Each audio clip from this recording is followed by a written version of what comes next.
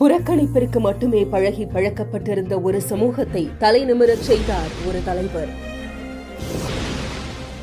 ஒருவரை மரியாதையுடன் அழைப்பதே மனிதருக்கான அறம் என்பதை சொல்லி திருநங்கை என்ற அடையாளத்தை தந்தவர் முத்தமிழறிஞர் கலைஞர். திரு எனும் மரியாதையை தந்தது மட்டுமல்லாமல் அவர்கள் வாழ்வில் உயர அடித்தளமிட்டார். முத்தமிழறிஞர் கலைஞரிட்ட விதையை ஆலமரமாக வளர்த்தவர் மாண்புமிகு முதலமைச்சர் அவர்கள்.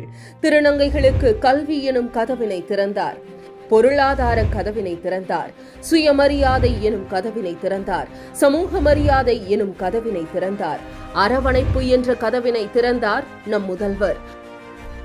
மாண்புமிகு முதலமைச்சர் அவர்கள் தந்த வெளிச்சத்திலிருந்து இந்தியாவிலேயே முதல் திருநங்கையாக தமிழ்நாட்டிலிருந்துதான் காவல்துறையில் அடியெடுத்து வைத்தார் ஒருவர்.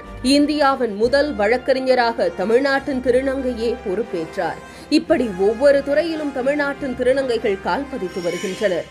திருநங்கை அடையாள அட்டை, மருத்துவ காப்பீடு, குடும்ப அட்டை, சுயதொழில் மானியம், விடியல் பயணம், திருநங்கையர் கொள்கை வெளியீடு, கலைஞர் கனவு இல்லம் என திருநங்கைகள் நலன் காக்கிறது திராவிட மாடல் அரசு.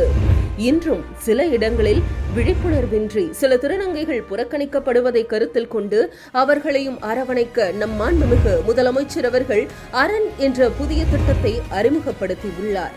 இந்த திட்டத்தின் கீழ் சென்னை மற்றும் மதுரையில் ரூபாய் 43.88 லட்சம் மதிப்பீட்டில் 2 அரண் இல்லங்கள் நிறுவப்படுகின்றன.